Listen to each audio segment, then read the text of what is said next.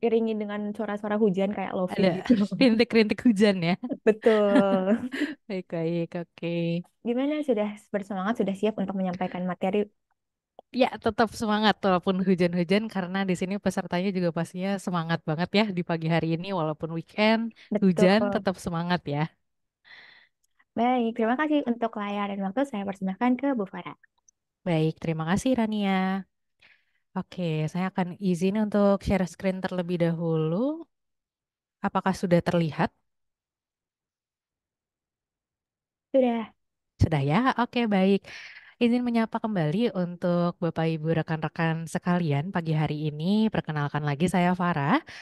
Ini nanti kita akan berdiskusi dan berkolaborasi gitu ya untuk bagaimana sih caranya menavigasi Gen Z gitu ya. Yang tadi juga Rania sudah infokan mungkin banyak stigma-stigma tersendiri nih ya yang cukup unik gitu.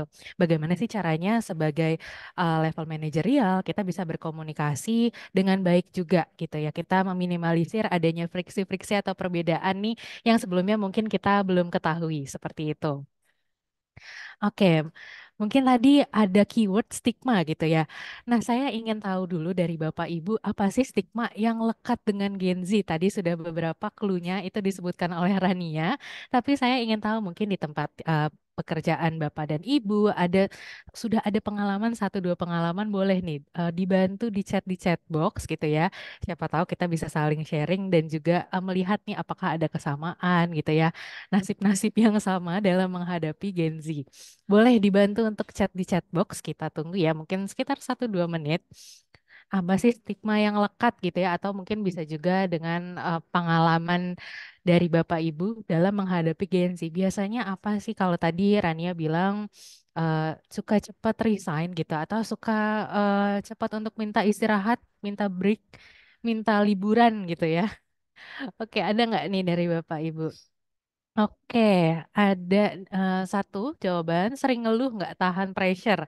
Oke, ada dari Bapak Bimo ya, Mudi rebahan cepat mungkin terpotong nih ya. Mudi rebahan cepat apa nih? Mungkin boleh dilanjut lagi nih. Oke, dari yang lain ada Bapak Ibu atau mungkin sama. Boleh juga mungkin dibantu reaction ya di samping komen-komen teman-teman. Siapa tahu memang sama nih pengalamannya. Maunya instan. Oke, bahkan em, mie rebus saja tuh ada prosesnya ya 3-4 menit. Oke, sering ngeluh. Cepat pindah-pindah perusahaan. Ya, baik. Serba cepat termasuk ambil keputusan. Kurang adab. Oke, baik.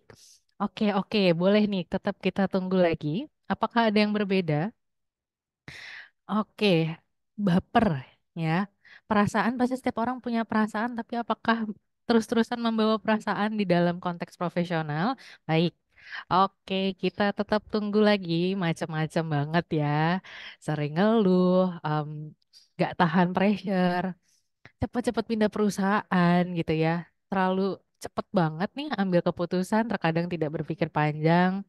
Work ethics ya ini agak relevan ya tadi ada kalau nggak salah ini Bapak Adi ya kurang adab atau dari Ibu Mariska ada work ethics problem. Jadi kurang lebih sama ya adab etika pekerjaan gitu ya. Oke gitu ya. Ini tadi udah dituangkan sepertinya kurang lebih sama ya. Tadi beberapa juga saya lihat cukup mirip-mirip gitu ya. Kalau misalkan bisa dirangkum ya maunya serba cepat karena mungkin aduh kok kerjanya gini sih ngeluh maunya instan aja lalu juga itu pastinya akan berkaitan sama adab ataupun work ethics nih gitu etika di dunia pekerjaannya. Oke, kita lanjut lagi berikutnya. Kalau tadi kan kayaknya stigma-stigma yang kurang asik ya dari teman-teman kita di generasi Z ini. Tapi kalau dari Bapak Ibu, apa sih yang mungkin sejauh ini sudah terlihat kelebihan-kelebihan dari Gen Z? Mungkin jangan dijawab lebih ngeluh gitu ya, tapi mungkin dari segi yang sesuatu yang kelebihannya tuh apa sih biasanya?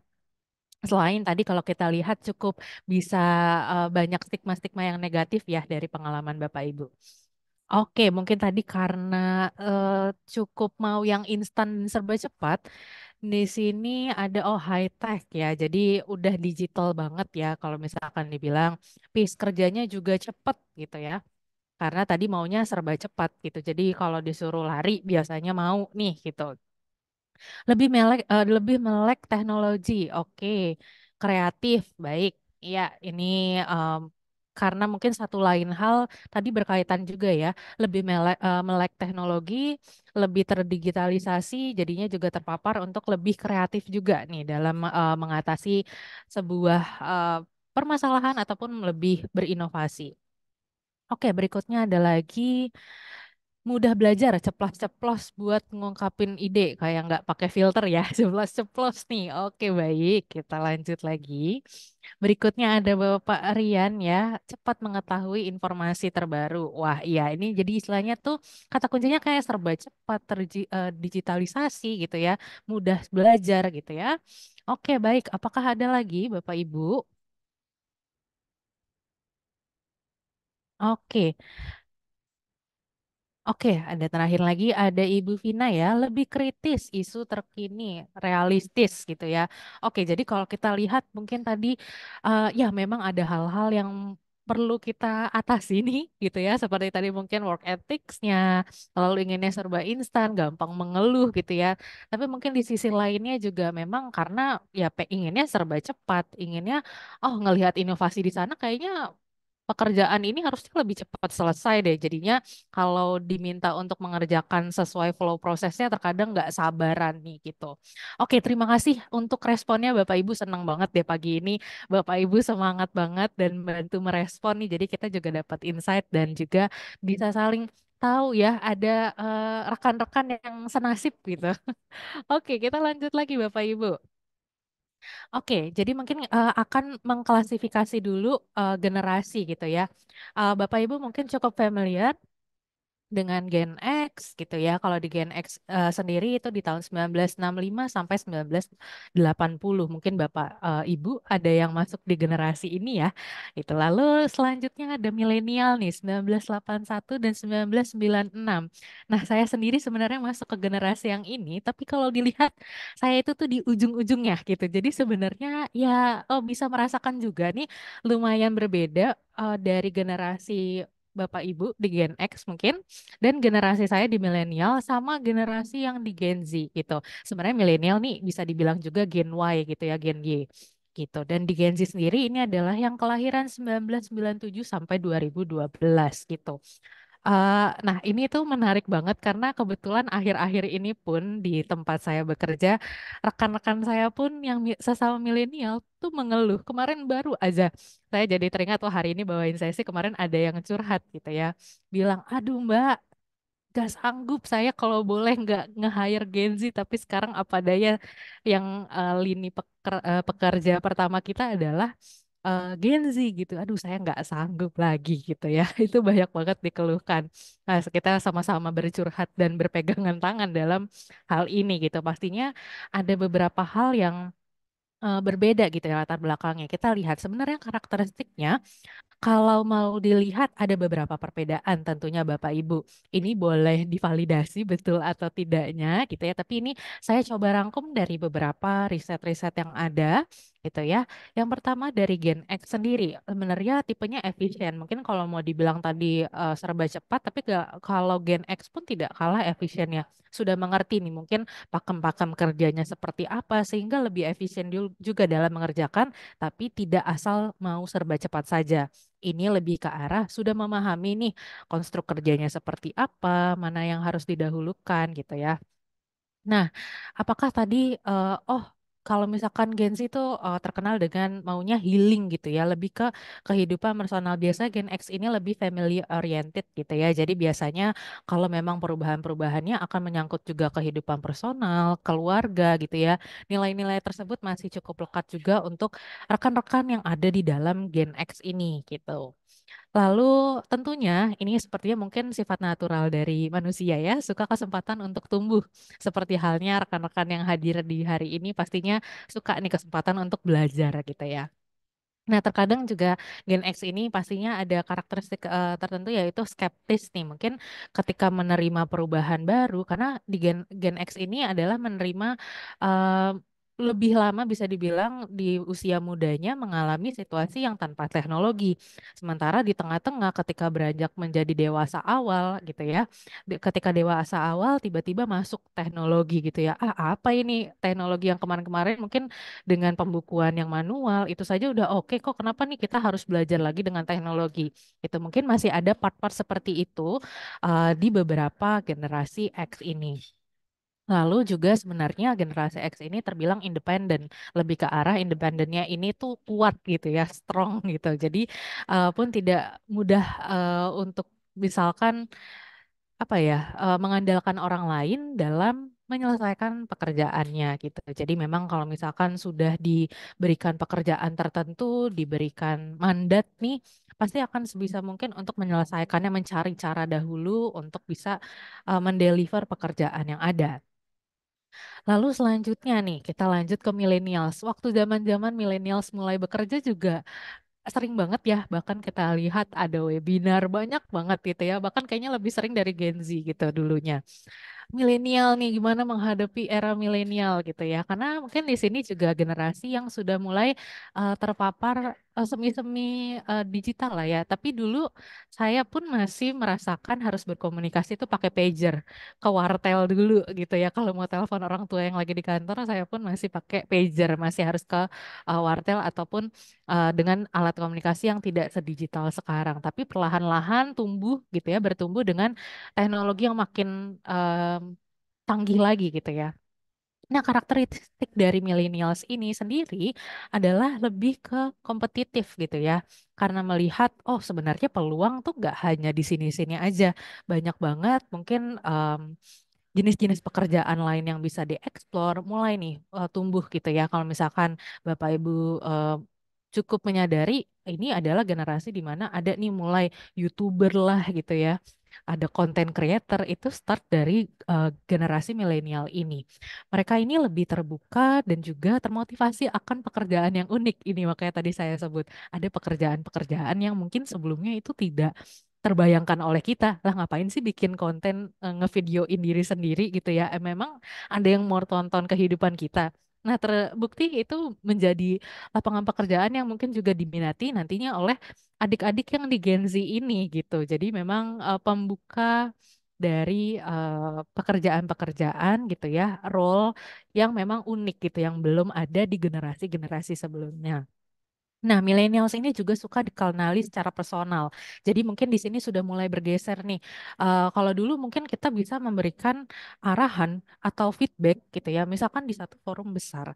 Tapi ketika di millennials akan lebih suka untuk diberikan mungkin feedback atau umpan balik secara langsung dan juga ditanyakan secara personal gitu ya. Misalkan, oh lagi ada kendala mungkin di rumah gitu ya, apakah mungkin ada kendala soal percintaannya gitu ya. Terkadang tuh suka mereka sudah mulai suka dikenali secara personal. Apa sih hal-hal yang mungkin bisa jadi berpotensi mempengaruhi pekerjaan sehari-hari gitu ya. Ketika diperhatikan seperti itu, mereka lebih merasa, oh eh, saya diperhatikan juga nih. Nggak jarang juga makanya di generasi ini nih cukup terbeli waktu itu ya dengan slogan, oh iya kita bekerja semua di sini seperti keluarga kok gitu ya. Jadi biasanya terbaikin dengan kalimat tersebut karena ngerasa oh lebih personal, lebih dekat gitu. Maka dari itu mereka lebih merasa ada kelekatan ya ketika mungkin dirasanya bisa nih kalau misalkan atasan tuh juga sekaligus jadi tempat curhat begitu. Nah, kebiasaan-kebiasaan tersebut juga memang diteruskan lagi, dilanjutkan di generasi Z ini. Gitu. Tadi benar banget Bapak Ibu ada yang jawab inovatif gitu ya, kreatif gitu. Nah, memang ini sangat lekat dengan Gen Z tentunya karena sudah terpapar dengan perkembangan teknologi terkini gitu. Mudah sekali mencari apapun tuh ada. Sekarang ada udah nggak hanya Instagram ya, ada TikTok juga. Lalu semuanya sekarang kalau yang terakhir-terakhir ini dengan AI juga ya gitu. Jadi sangat cepat gitu.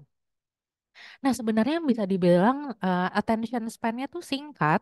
Kalau misalkan kenapa sih mendasari hal ini? Tadi sebenarnya benar kalau misalkan tadi kalau nggak salah ada ibu siapa ya yang mengutarakan bahwa sebenarnya ketika menangkap informasi tertentu itu mereka akan lebih cepat untuk nangkap gitu. Tapi di sisi lain kalau mereka nggak suka, attention span-nya akan singkat sekali. Bahkan waktu kemarin tuh sempat bercanda. Em, Mungkin ingatannya tuh seperti ikan mas koki gitu. Karena ikan mas koki itu cepet ya. Ini unik sih, saya diceritakan juga ke teman saya yang pelihara ikan tersebut. Bahkan katanya dia tuh bisa lupa kalau udah makan. Jadi bisa mati karena kekenyangan. Saking dia attention span-nya sangat-sangat singkat gitu. Nah, kalau misalkan melihat kayak gini, kenapa sih attention span-nya singkat? Contoh, mungkin Bapak Ibu ada yang punya Instagram ataupun pernah mainan TikTok juga. Kalau kita lihat itu kan videonya tuh sekarang sih udah lebih lama ya, 1 menit. Tapi rata-rata video yang dibuat tuh 30 detik scroll lagi. 30 detik itu scroll lagi gitu. Jadi belum selesai kayak udah otak kita switching konteks, otak kita switching konteks lagi gitu. Jadi memang attention span-nya cenderung singkat gitu. Jadi kita tidak terlatih di teman-teman generasi Z ini tidak terlatih untuk membaca dengan dalam gitu. Apalagi kalau misalkan dulu generasi X, milenial bacanya textbook ya gitu. Ataupun kalau di Google dulu tuh Wikipedia. Nggak ada yang udah ngerangkum. Bahkan sekarang baca buku pun ada yang ngerangkumin dan dari dibacain gitu. Jadi terbiasa untuk dalam tanda kutip tidak terbiasa untuk mengolah informasi yang cukup panjang gitu. Jadi attention span-nya mereka ini sebenarnya bisa terbilang cukup singkat jika memang ini bukan sesuatu yang mereka ingin tekuni. Berikutnya lagi adalah menyukai kebebasan gitu ya. Tadi kayak sudahlah aku lelah gitu ya. Aku mentalku sedang tidak baik-baik saja. Em, aku ingin cuti dulu lah gitu. Padahal mungkin saat itu ada pekerjaan-pekerjaan yang harusnya diselesaikan terlebih dahulu nih, walaupun memang cuti hak dari karyawan ya gitu. Tapi ternyata deadline-nya udah tinggal hari itu. Tapi sudahlah, yang penting eh, keinginan aku lebih dulu gitu ya. Masih masih ego terkait diri sendirinya itu masih sangat lekat gitu.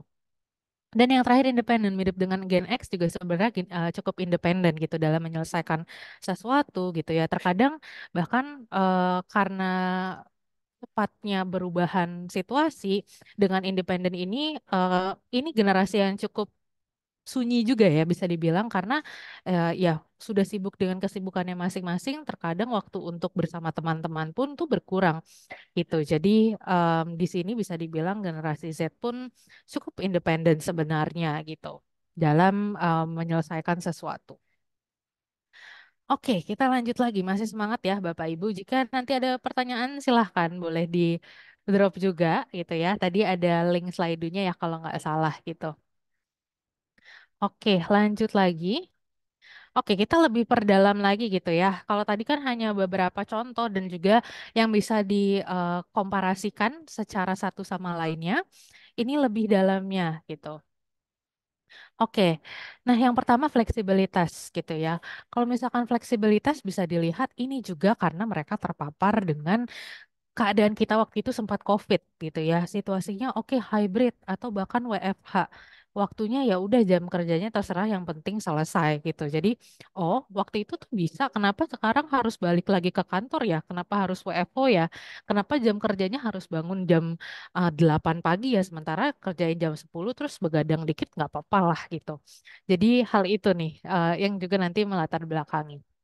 Lalu suka dengan keragaman di sini juga sudah mulai terlihat ya, sepertinya dari segi etnis, suku, generasi ini tuh mulai bisa menerima dengan tanpa mengotak-ngotakan gitu. Dan kalau dilihat di Indonesia pun cukup welcome satu sama lainnya dengan keragaman yang ada.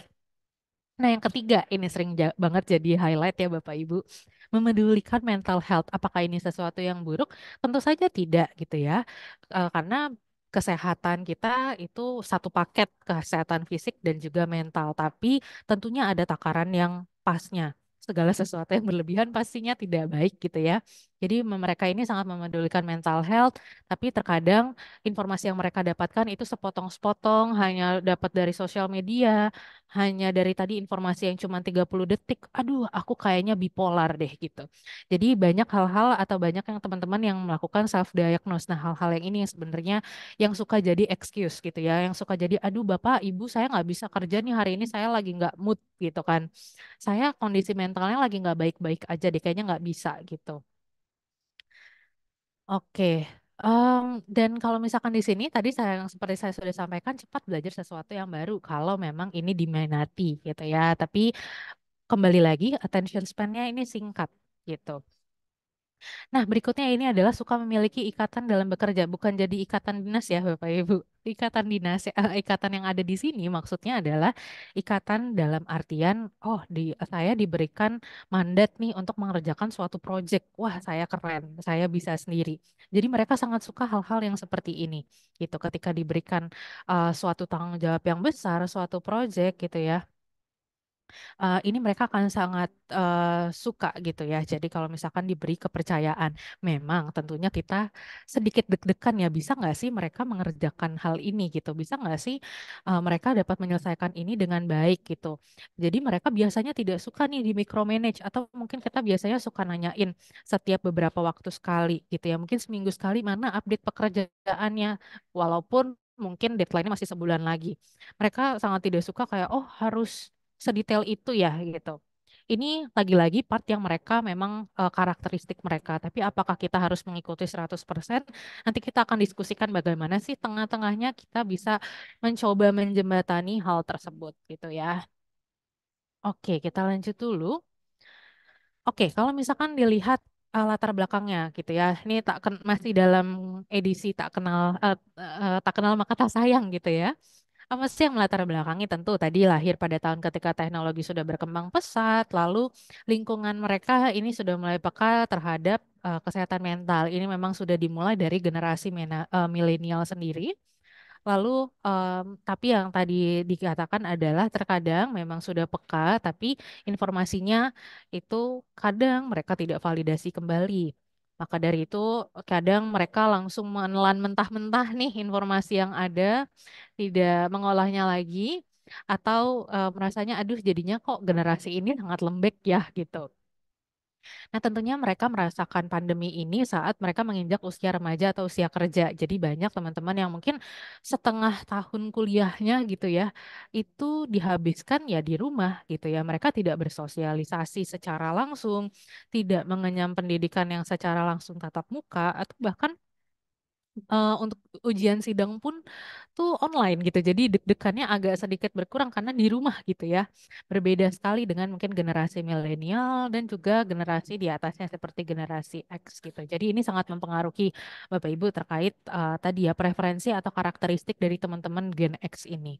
Dan mereka pun tidak mengenal dunia sebelum era smartphone. Jadi mereka lahir, mereka ketika di usia anak-anak, mereka sudah kenal dengan namanya smartphone gitu ya, sudah tahu gitu ya. Ponsel paling enggak zaman dulu tuh yang udah bisa langsung nelpon. Mungkin Bapak Ibu punya games dulu Snake gitu ya di dalam ponselnya masing-masing atau handphone yang masih dilipat gitu zaman dulu. Mereka tidak mengenal dunia sebelum itu. Jadi taunya udah dunia smartphone, semua bisa di googling, semua bisa dicari dengan cepat, atau bahkan oh ya sudahlah kalau pekerjaan ini nggak cocok cari lagi aja, nanti ada lagi kok yang cocok gitu. Jadi sudah terpapar informasi seperti itu gitu. Oke, tentunya dengan adanya seperti tadi kita bisa prediksi gitu ya. Dan tadi Bapak Ibu juga sudah sempat bercerita di awal ya lewat beberapa pesan-pesan yang masuk. Akan terjadi dinamika karena memang perbedaan karakteristik pada antar generasi tersebut gitu ya. Oke, nah jadi tentunya ada beberapa hal yang menjadi tantangan gitu ya. Yang pertama ekspektasi akan fleksibilitas gitu ya. Nah, ini adalah poin pertama di mana ya udah kalau misalkan udah capek gitu ya, atau mungkin maunya hari ini dari rumah. Contoh nih misalkan hari ini hujan deras ya dan kebetulan hari ini di hari kerja. Ya mungkin kayak "Ah, udahlah Pak, Bu, saya dari rumah aja ya." Gitu tidak ada mungkin pemikiran-pemikiran untuk kayaknya sih tetap usaha aja lah ke kantor atau jadi datang lebih pagi gitu ya.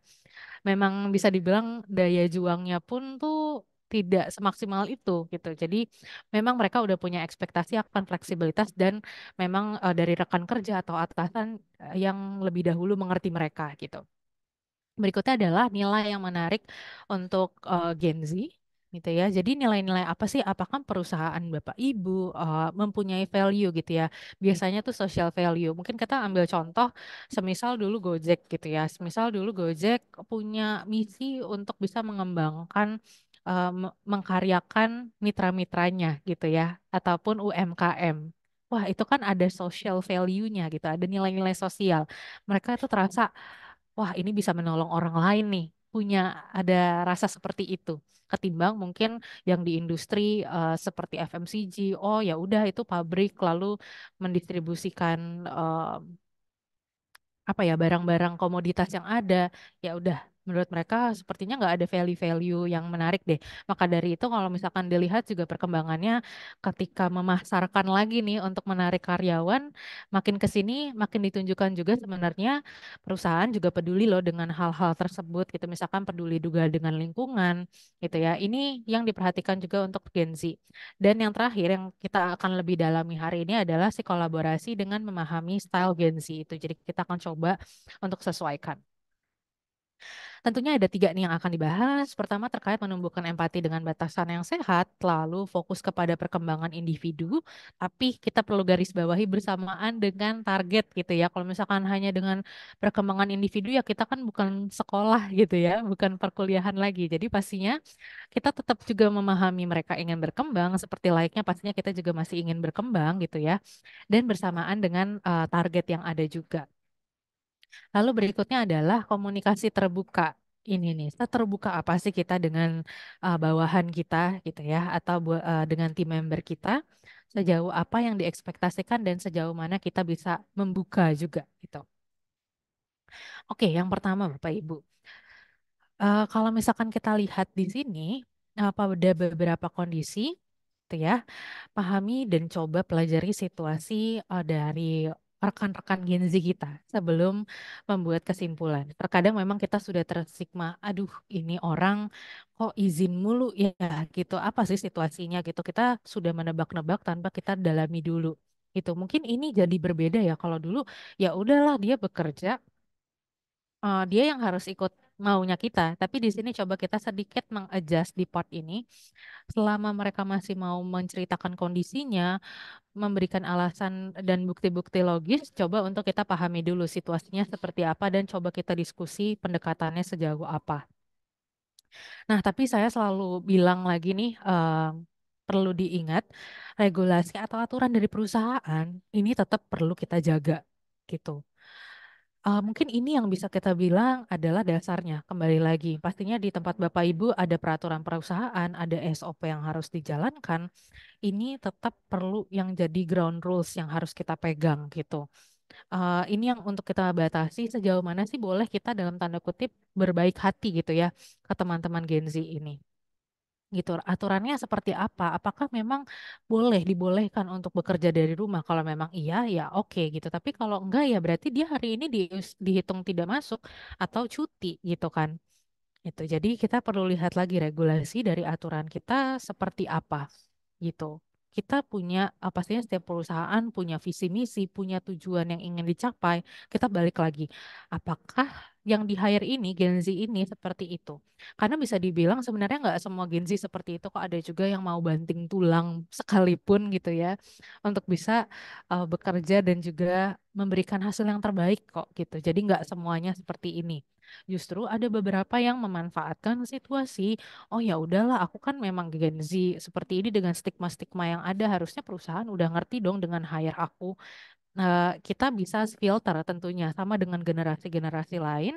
Kita tetap berempati, kita tetap cari tahu, tapi apakah itu dijadikan senjata nih dengan mereka gitu ya, lalu dijadikan alat untuk ya sudahlah kalau begitu aku beralasan saja terus karena pastinya sama ibu ini dikasih terus deh, pasti dia mengerti deh situasinya. Ternyata ya itu hanya alasan-alasan saja yang coba dibuat gitu. Jadi kita pastikan cek kembali faktanya, kita coba ajak obrol dulu.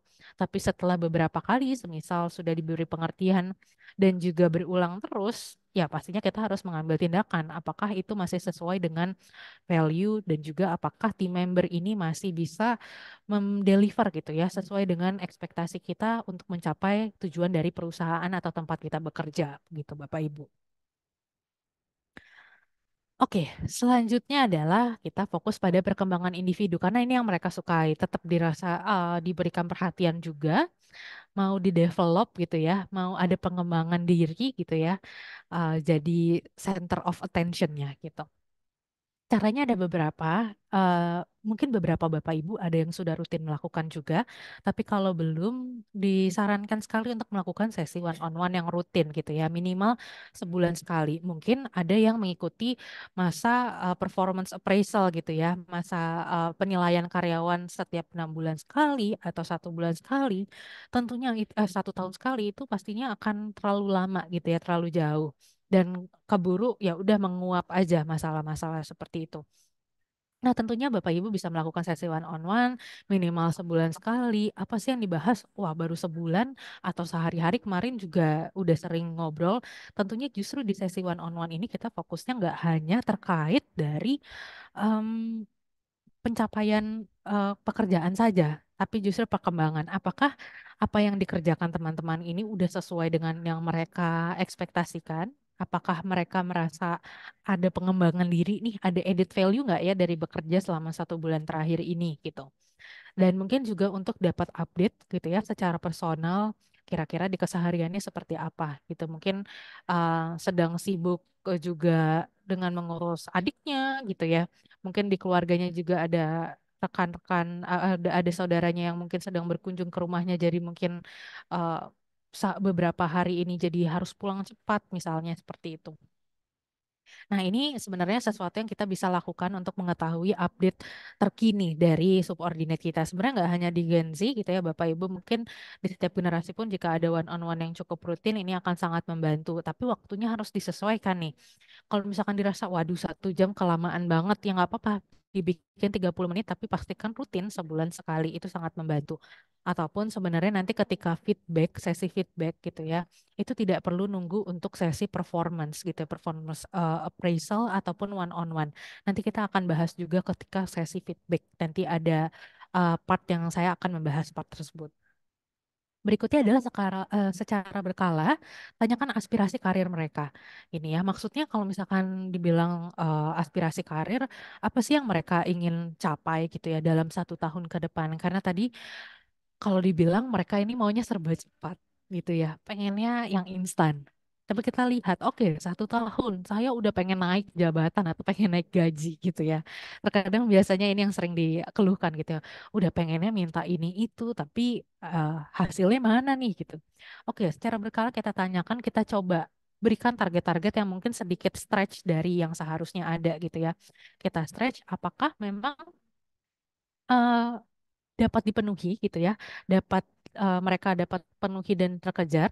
Misalkan memang kita sudah sepakati itu dan mereka bisa mencapai, ya mengapa tidak untuk kita berikan pengembangan atau tantangan yang lebih lagi gitu secara aspirasi karir mereka gitu. Jadi pastikan memang apa yang nantinya kita rencanakan ini dari rencana perkembangan yang berkaitan juga dengan target mereka bisa capai atau tidak gitu. Kalau misalkan memang bisa capai, balik lagi. Oh oke, berarti memang secara kompetensi, secara kapabilitas anak ini bisa nih gitu.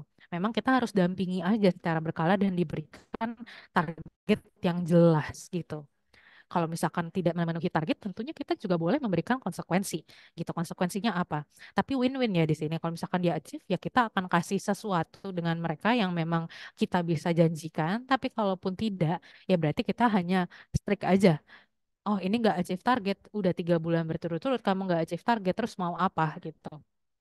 Kalau memang di perusahaan ada, bisa diberi surat peringatan karena udah 3 bulan ini nggak memenuhi targetnya, gitu ya. Kita strict aja, itu wajar aja, tanpa harus ngerasa, aduh ini emang Gen Z deh seperti itu. Nggak apa-apa Bapak Ibu. Ini kan pastinya juga sesuai dengan apa yang udah dipercayai dan juga nilai-nilai dari perusahaan Bapak Ibu, gitu. Oke, kita akan lanjut lagi komunikasi terbuka nih Bapak Ibu. Nah, di sini juga perlu diketahui, terkadang tadi kalau ingat di sebelumnya Gensi itu suka juga untuk apa ya, ada ikatan gitu ya. Ikatan maksudnya apa? Jadi dia merasa bagian dari perusahaan ini, juga tahu sebenarnya situasi perusahaan itu seperti apa. Pastinya dalam level yang masih mereka boleh untuk ketahui gitu. Jadi ini penting untuk mengajak Gen Z mengetahui situasi perusahaan ataupun bisnis kita gitu ya, situasi lingkungan yang ada gitu ya, ataupun situasi tempat situasi yang ada terjadi saat ini itu seperti apa? Kenapa peran dia itu sangat penting dan tidak bisa nih untuk misalkan untuk sering-sering izin, untuk sering-sering nggak masuk semisal itu, atau mungkin ada nih cara-cara yang mereka lakukan itu tidak sesuai. Biasanya kita bisa sesuaikan lagi dengan mengutarakan ekspektasinya dengan jelas dan terperinci. Ini baru saja, baru-baru ini tuh terjadi dengan saya sendiri gitu ya. Punya subordinate yang kebetulan itu performanya menurun gitu ya. Pada saat itu saya coba benar, ini mungkin PR banget dan jujur ini juga tidak mudah, saya paham untuk Bapak Ibu pasti tidak mudah karena saya sudah menjalankannya dan capek gitu ya, capeknya tuh ada banget. Karena harus dijelaskan secara terperinci, jelas kalau nggak mencapai ini konsekuensinya apa, bahkan sampai sedetail cara mencapainya itu seperti apa. Karena mungkin dalam proses kita bekerja tidak hanya targetnya tapi cara untuk mencapainya juga jadi penting kan. Nggak mungkin kayak tadi ya harus cepet shortcut maunya serba instan, tapi sebenarnya hasilnya jadi nggak maksimal. Iya sih selesai, tapi nggak sesuai dengan cara yang harusnya dilakukan gitu. Jadi pastikan kita bisa merincikan gitu ya. Mungkin ada nih pengennya kita keluarin, aduh masa kayak gitu aja kamu nggak tahu sih gitu. Mungkin ada nih kita ingin mengeluarkan sekali kalimat-kalimat seperti itu atau yang kayak, aduh kayaknya zaman saya dulu nggak harus dijelaskan sedetail itu sudah paham, sudah bisa mengobservasi. Tapi balik lagi kita tidak bisa samakan untuk situasi yang seperti ini. Tapi pastikan ketika kita sudah mengutarakan ekspektasi dengan jelas dan terperinci, Bapak Ibu memiliki dokumentasi gitu ya. Dokumentasi ini dalam bentuk apa? Silahkan misalkan dalam bentuk file yang sudah ada, atau misalkan situasinya masih hybrid nih online seperti ini bisa direkam.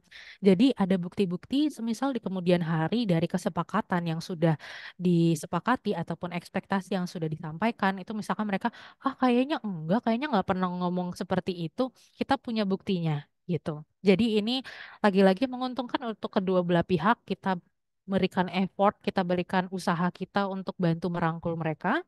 Tapi di sisi lain kita juga bisa apa ya punya backup juga nih data.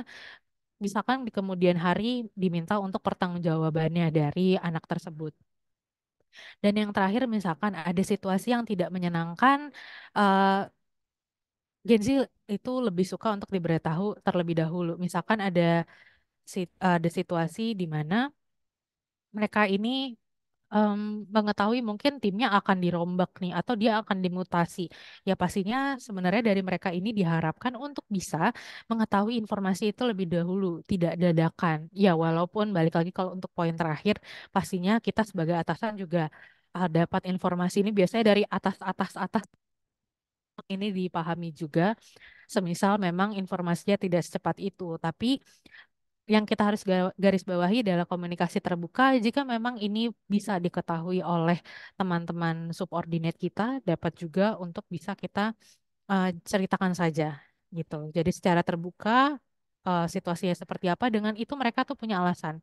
Karena rata-rata gini, Gen Z kebetulan juga saya lagi dalam proses beberapa interview juga untuk kandidat-kandidat baru, banyak yang mereka tuh selalu bertanya, iya sih, apa sih yang bikin kamu nyaman gitu ya dengan seorang leader yang di tempat baru, kamu ekspektasi ke leadernya seperti apa gitu.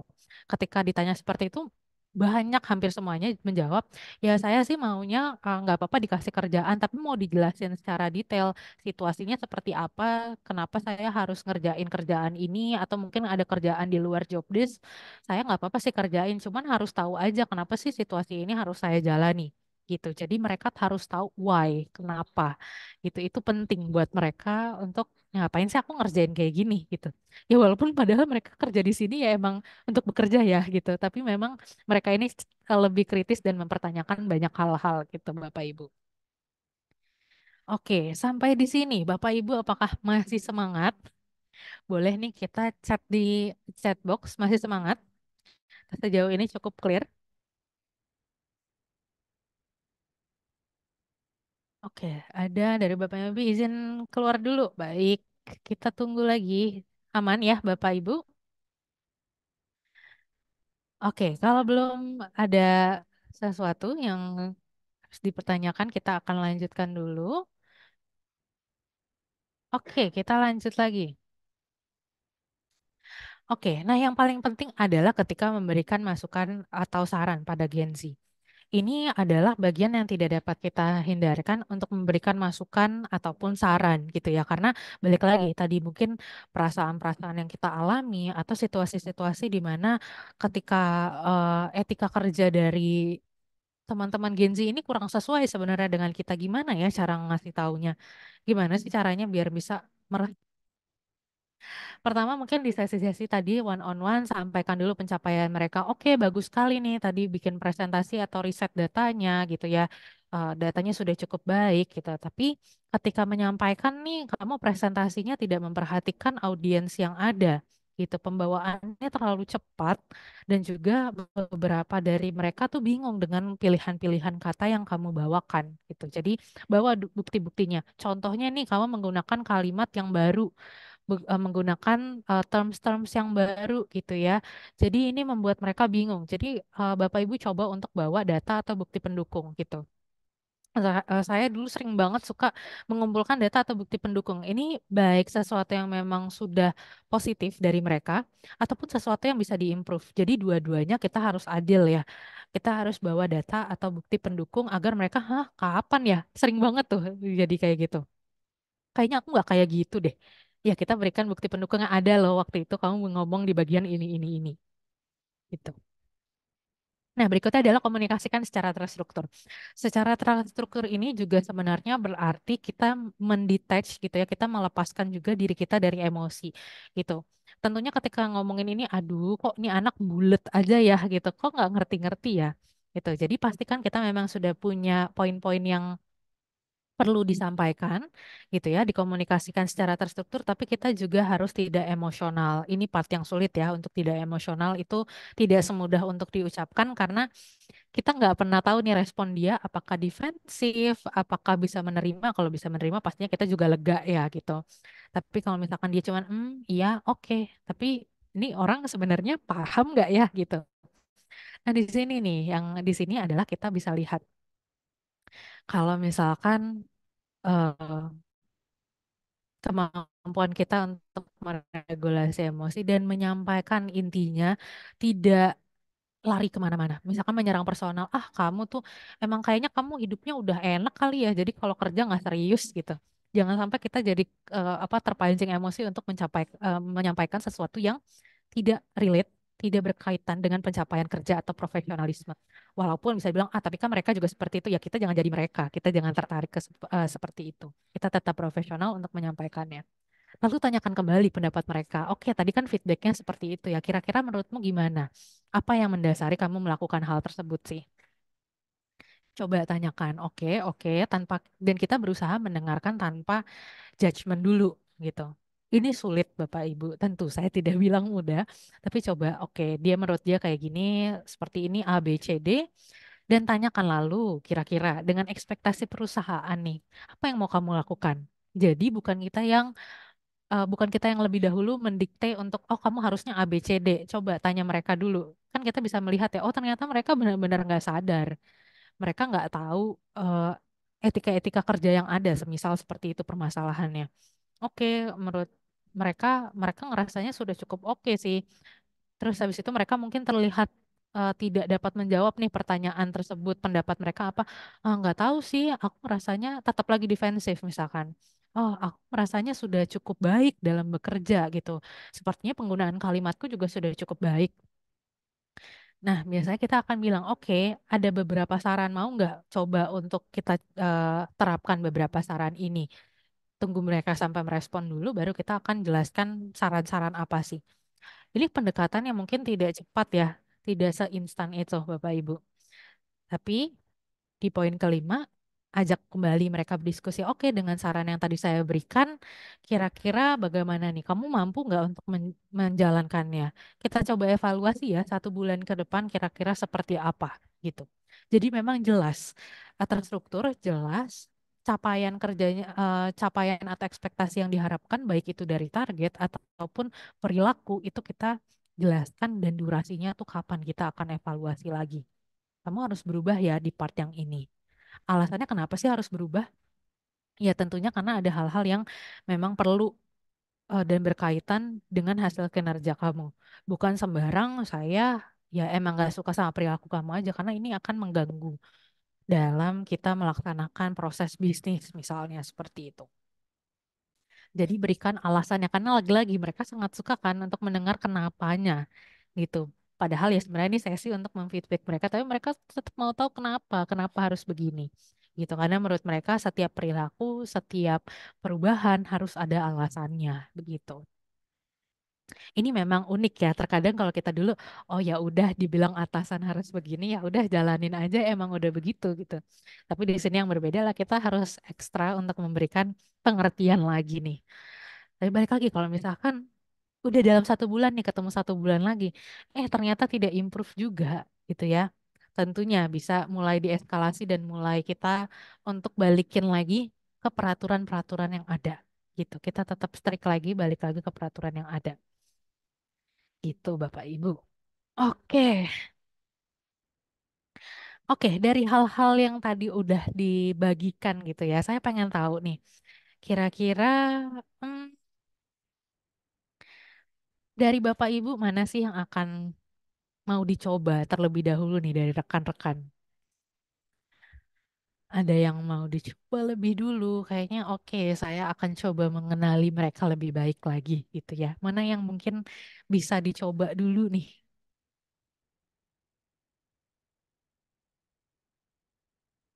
Ada yang sudah terpikir? Mana yang akan dicoba lebih dulu? Kira-kira nextnya saya akan coba untuk merutinkan sesi one on one deh gitu. Atau mungkin ya saya selama ini terlalu nggak enak hati nih karena mereka selalu biasanya memelas gitu ya, meminta pengertian. Tapi kayaknya sekarang saya nggak lagi deh gitu. Saya akan coba juga walaupun tetap berempati, tapi kembali lagi nih untuk lebih fokus ke peraturan atau flow SOP yang sudah ada di perusahaan. Boleh nih, kita beri waktu. Iya, kira-kira mana yang masih em, relevan dan bisa langsung dicoba untuk Bapak Ibu dari komunikasi ataupun strategi-strategi yang lain? Apakah ada yang mau berbagi di kolom chat? Kita sambil tunggu ya, mungkin lagi mengetik ya Rania. Kita tunggu Bapak Ibu kira-kira mana sih tips-tipsnya gitu ya. Kalau kita lihat kita akan balik sedikit misalnya tadi ya memberikan cara memberikan masukannya gitu ya. Ataukah dengan komunikasi yang lebih terbuka kita coba sambil refresh kembali atau fokuskan kepada pengembangan individu nih gitu. Kita dengan lebih mm, memastikan perkembangan mereka juga agar lebih terbuka atau justru lebih ke arah empati gitu. Dari Bapak, Ibu, yang mana?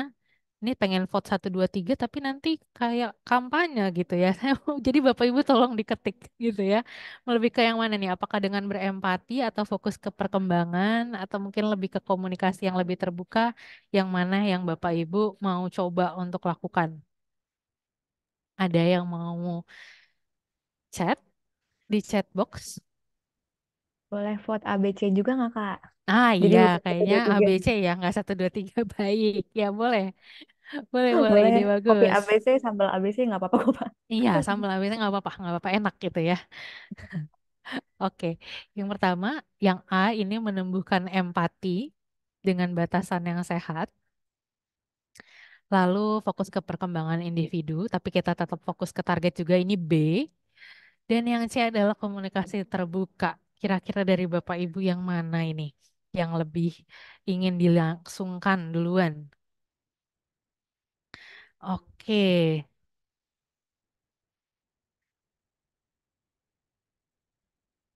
kita tunggu yang A, B, C,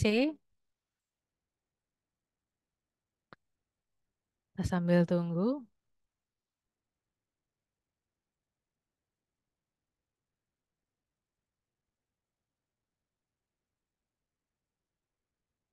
Oke, sudah ada merespon. Ini Bapak atau Ibu Tektona ya. Fokus B, yang B, fokus perkembangan. Karena bisa mendapatkan keuntungan dari sisi perusahaan juga win-win ya. Kita fokus ke mereka, kita bisa stretch targetnya, tapi di sisi lain perusahaan juga dapat keuntungannya gitu ya. Baik, komunikasi terbuka dari Ibu Listiani. Terima kasih responnya Ibu. Oke, ada Ibu Vina juga nih, akan mencoba memposisikan diri sebagai Gen Z saat berkomunikasi. Maunya bagaimana? Jika selama ini selalu kasih toleransi tiap hari. Sekarang coba toleransinya dikurangi, sepertinya lebih ke C. Baik, jadi lebih kita juga jelaskan ya. Ada situasi-situasi yang nggak bisa kita terus-terusan tolerir gitu ya. Karena kita bisa balikin lagi, yaitu tidak sesuai dengan value perusahaan ataupun mungkin peraturan yang ada gitu ya. Terima kasih nih Ibu Vina untuk menjelaskannya juga. Ada dari Bapak Dion lebih ke yang C. Yang C berarti komunikasi terbuka ya. Ini ada Bapak atau Ibu Vivo, ini yang B, yaitu fokus ke perkembangan juga. Mungkin alasannya mirip nih ya dengan yang tadi ya, karena bisa dapat keuntungan dari sisi perusahaan juga. Oke.